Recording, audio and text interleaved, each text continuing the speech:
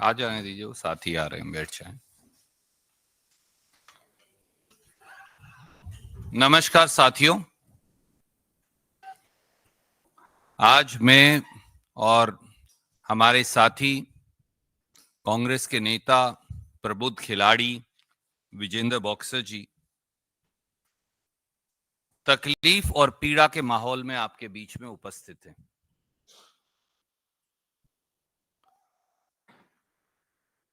पहलवान बेटियों के यौन शोषण के आरोपी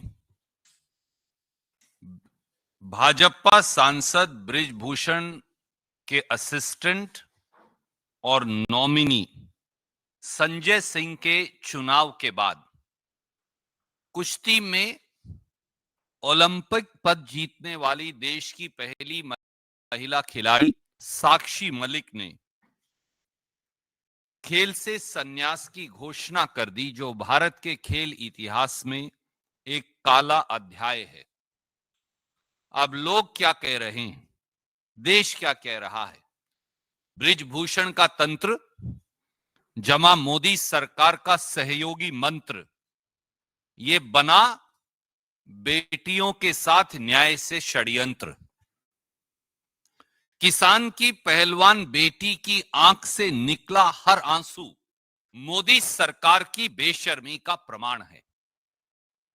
अब भाजपा का नारा है, बेटी रुलाओ, बेटी सताओ और बेटियों को घर बिठाओ।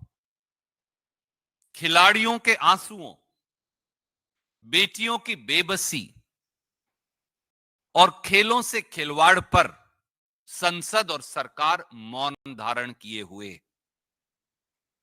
इन चैंपियन महिला पहलवानों,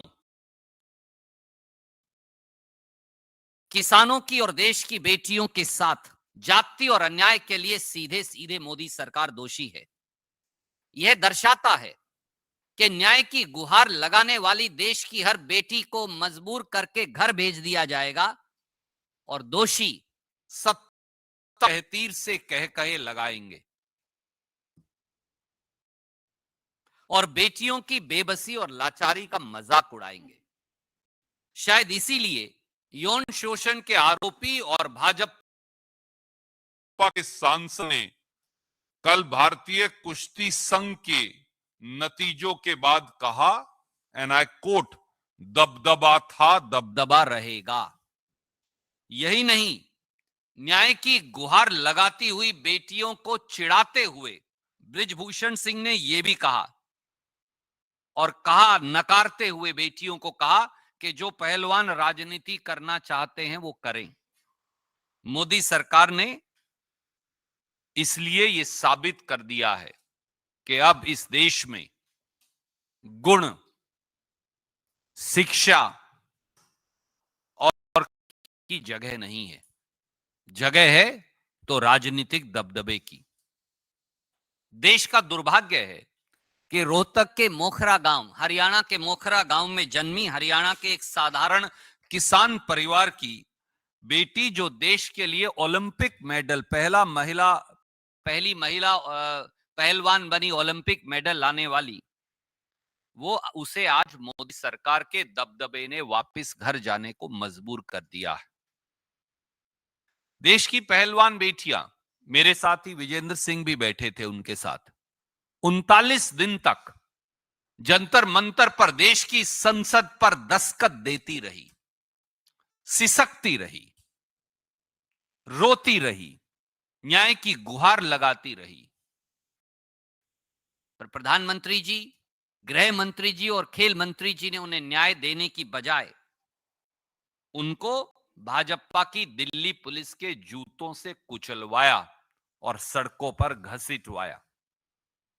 यह हाल तब था जब महिला पहलवानों ने खुद न्याय की गुहार देश के प्रधानमंत्री, गृह मंत्री और खेल मंत्री से लगाई थी और आखिर में सुप्रीम कोर्ट जाना पड़ा। सुप्रीम कोर्ट के दखल के बाद एफआईआर तो दर्ज हुई, पर दोषी भाजपा सांसद, भाजपा के चहेते सांसद बृजभूषण को गिरफ्तार नहीं किया गया। वो खुला घूमता रहा। इससे बड़ी राष्ट्रीय शर्म की बात क्या होगी कि पूरी दुनिया में देश का नाम रोशन करने वाली पहलवान बेटियों और पहलवान खिलाड़ियों को अपने मेडल गंगा मैया में बहाने पड़े। कारण केवल इतना कि बृजभूषण सिंह को मोदी सरकार का संरक्षण प्राप्त है। और यह केवल भारतीय कुश्ती संघ नहीं, BCCI, board of control of cricket in India समेत सारे संघों पर, खेल के संघों पर भाजपाई नेताओं का आज कब्जा है। मोदी जी तो कहते हैं कि खेल संघों को राजनीतिक हस्तक्षेप से छुट्टी दिलवा दी, पर सच्चाई विपरीत है।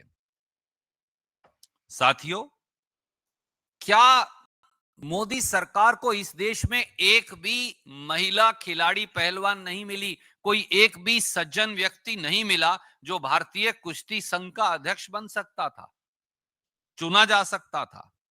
अगर यही आलम रहा तो इस देश की बेटियां और उनके अभिभावक, उनके माता पिता और परिवार किस पर विश्वास कर अपनी बेटियों को खेलने के लिए भेजेंगे?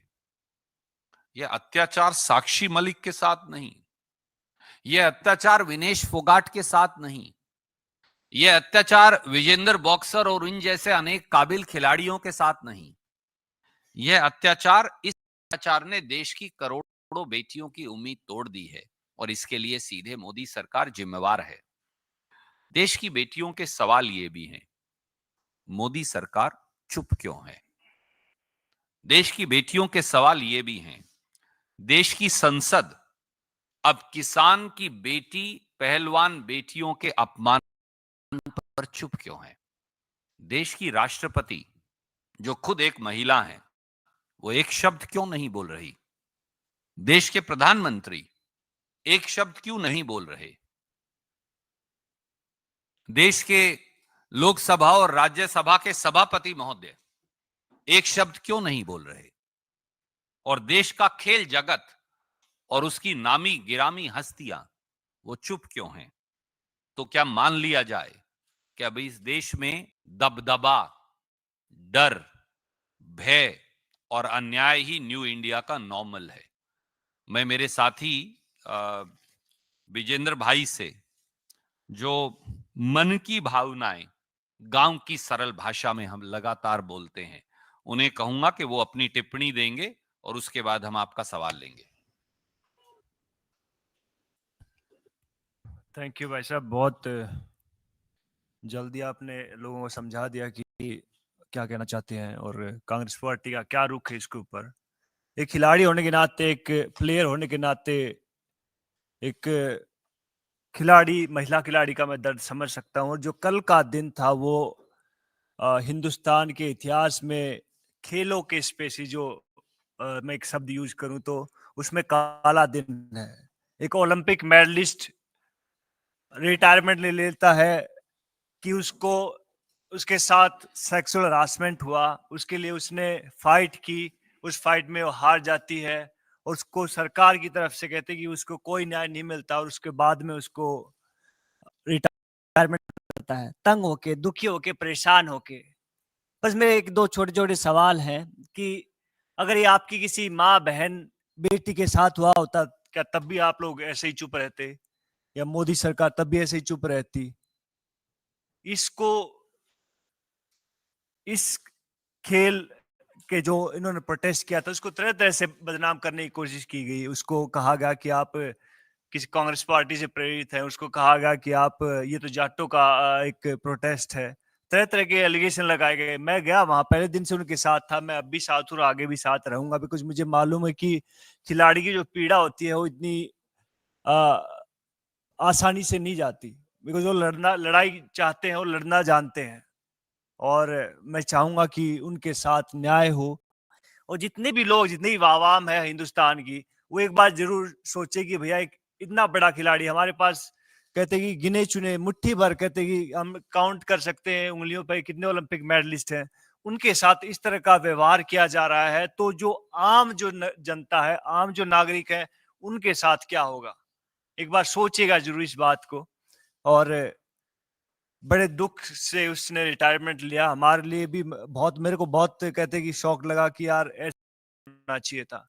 और विनेश फोगाट तो प्रधानमंत्री जी से पहले भी मिली थी, उसकी पूरा परिवार मिला था कि मेरे साथ ये सब चीजें हो रही हैं, लेकिन फिर भी वहां से कोई उन्होंने न्याय नहीं मिला और एटलीस्ट उन्होंने अपनी एक रिटायरमेंट की घोषणा की। तो भैया इससे खेल जगत बहुत दुखी है, परेशान है और हम हर खिलाड़ी के पास जाएंगे, हर स्टेडियम में जाएंगे, हर अखाड़े में जाएंगे, उनसे बात करेंगे कि भैया महिला सेफ्टी के ऊपर बात हो, खिलाड़ियों की रोजगार पर बात हो। उनके साथ कंधे से कंधा मिलाकर हम पहले भी खड़े थे, अब भी खड़े हैं और आगे भी खड़े रहेंगे। जय हिंद, जय भारत। Any questions? कोई आपका प्रश्न है इस बारे में?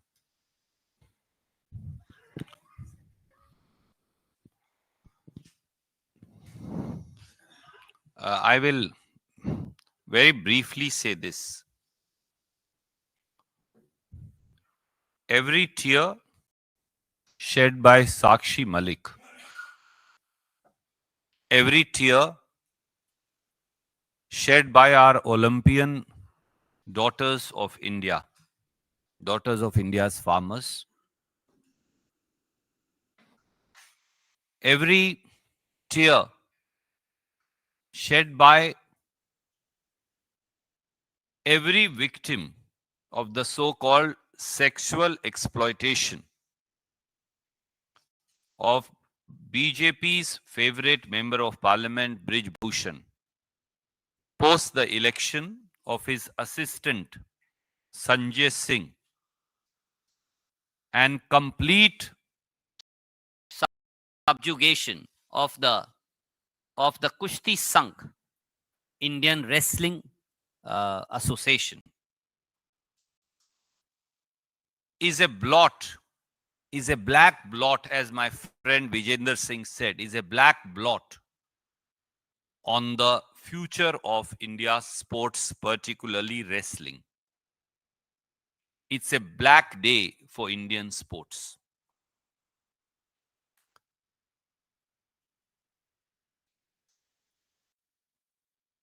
Our daughters, India's daughters, now stand on the crossroad of history, where justice is denied to them, where fairness as also recognition of their talent has been subjugated at the altar of politics of BJP, where talent has now been suppressed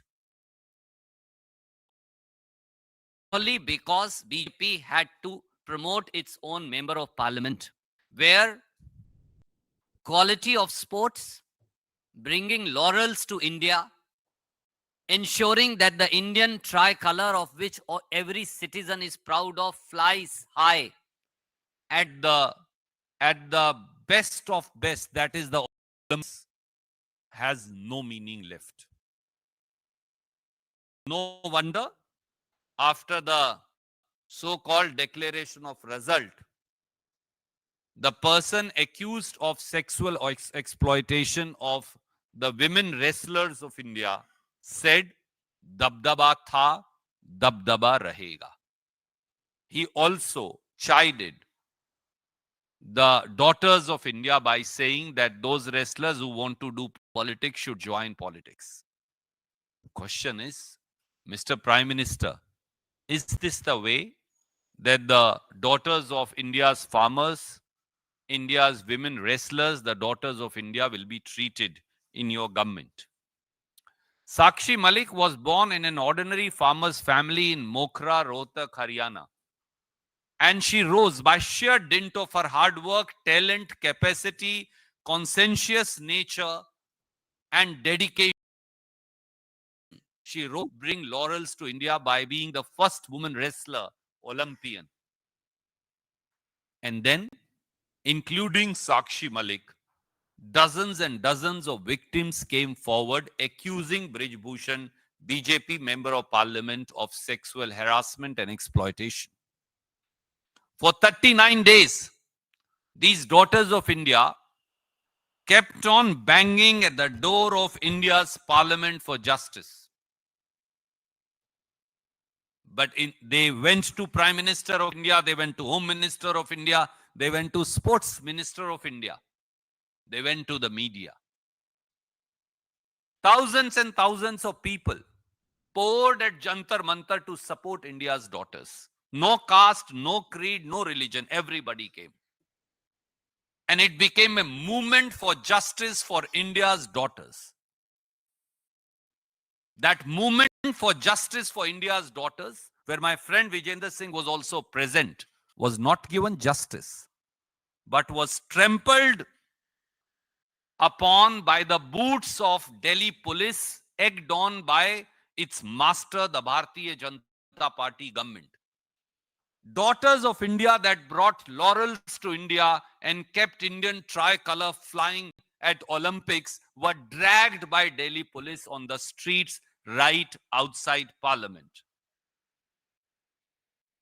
Can there be something more shameful for this country that India's wrestlers, India's sportspersons, India's daughters had to go to Ganga Ji to immerse the Olympic medals and other medals for which they had worked all their life to bring laurels to this country?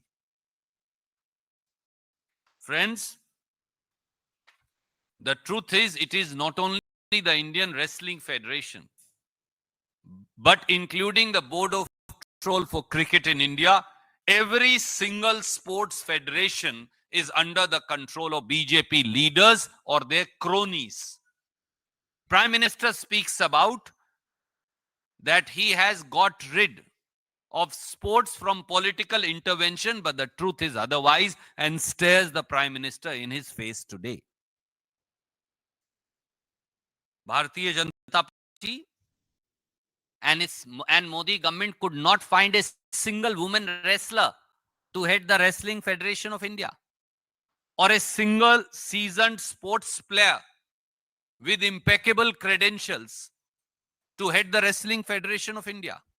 They had to find assistant to Brij Bhushan Singh to be elected to the Wrestling Federation of India. Does it not tell you, countrymen and women, and every aspiring young man and women, that there is no justice? So this injustice is not with Sakshi Malik. It has shattered the dreams of millions and millions of girls and daughters of India, for perhaps they no longer would like to go out to be a participant in the ultimate activities, that is sports and wrestling. And there are simple questions this country asks.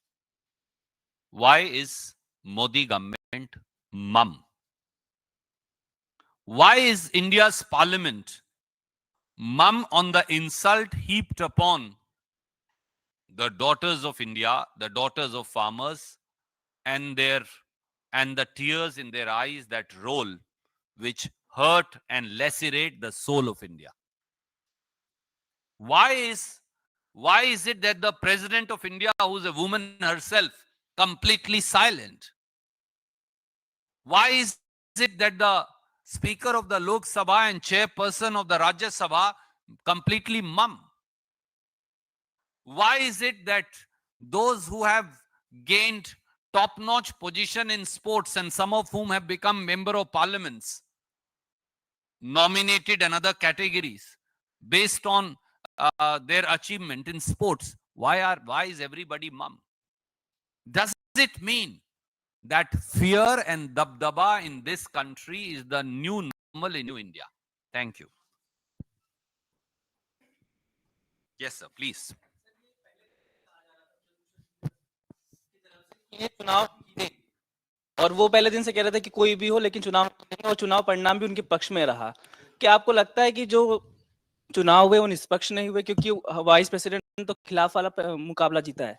आदरणीय साथी, कल मेरे साथी विजेंद्र सिंह जी ने, ये बहुत सरल स्वभाव के हैं, इनका राजनीति से लेना देना खिलाड़ी हैं, इन्होंने एक बात कही, मैं वो दोहराता हूं। खिलाड़ी संघ जो देश में है वो राजनीतिक दबदबा और पैसे के बल से चल रहे हैं। ये कड़वा सत्य है, ये मैं भी जानता हूं, आप भी जानते हैं, आपके दर्शक भी जानते हैं। जिसकी लाठी उसकी भैंस। जब तक आप खिलाड़ी संघों को जिसकी लाठी उसकी भैंस से चलाते रहेंगे, तो जैसा आप कह रहे थे, ओलंपिक मेडलिस्ट जो हैं वो गिनतियों पर गिने जाएंगे। 140 करोड़ के देश में, जो दुनिया में सबसे बड़ी जनसंख्या का देश है, जिस दिन खिलाड़ी संघों में ईमानदार खिलाड़ी, खेल के चाहने वाले लोग उनके मुखिया बन जाएंगे, परिस्थिति बदल जाएगी। एक कहावत है हरियाणा की, घर की भई काका लिखनिया। मैंने किसी और संदर्भ में भी कहा था, संसद में, ये अंधा बाटे सीरनी मुड़ मुड़ अपने को दे, वो हिंदी की कहावत है। अंधा बाटे सीरनी मुड़ मुड़ अपने को दे, वो हिंदी की कहावत है। चित भी उनकी, पट भी उनकी, एक और कहावत है। ये तीन कहावत खेल संघों की के चयन, चुनाव और उसकी राजनीति को दर्शाती। Yes ma'am, yes ma'am, you. Hello, sir. Brenda Singh from Hindustan Times. So, sir, my question is that, of course, the display that Sakshi Malik has now shown, that she has cried, she has also given up the position. Is this the time when international media will also start pressurizing the BJP government, and BJP government will now be forced to come ahead and answer for the things that they've done? Sorry, say again, please. The question was too long, I missed it.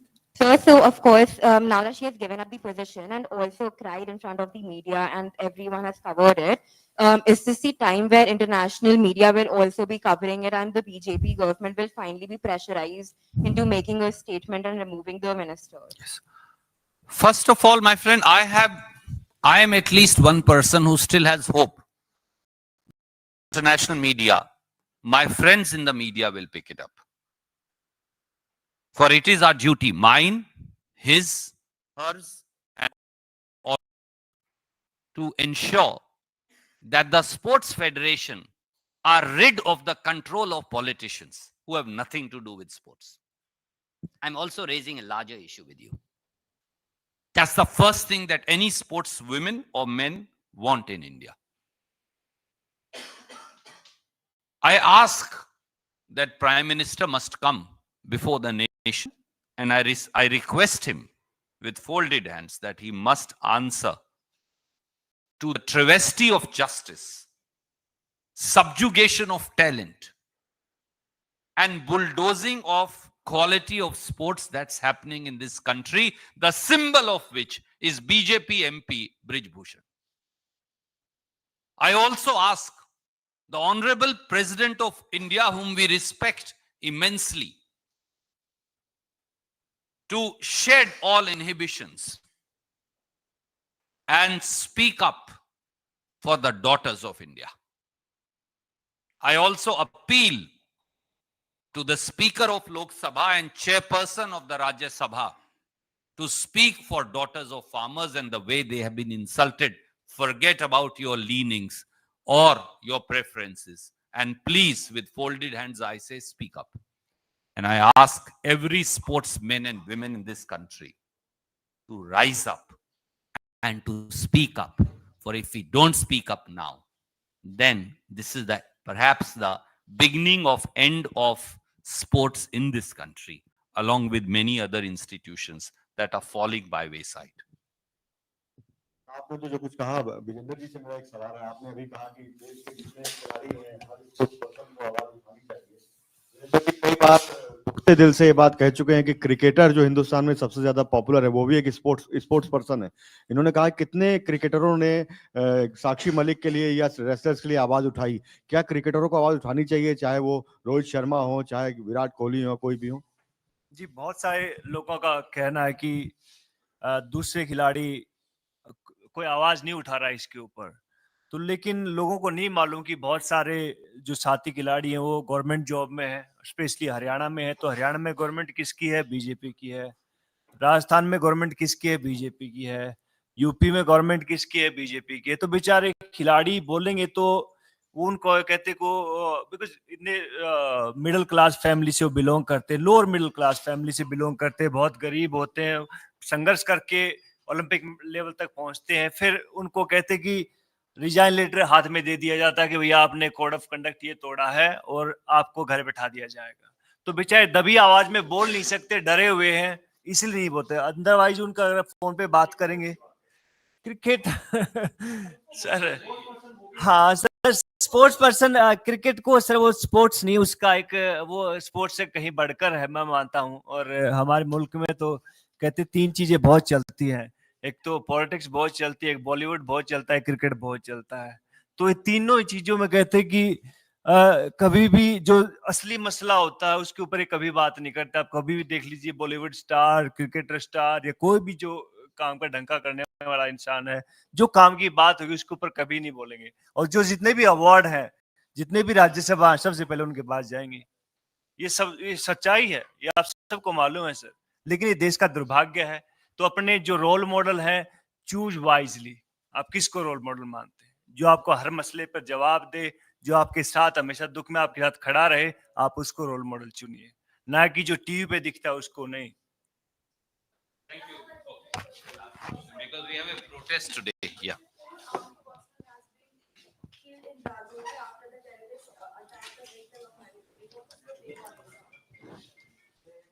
On behalf of Indian National Congress, we pay our homage to the martyrs who have given the ultimate sacrifice for Mother India, fighting terrorism and terrorists.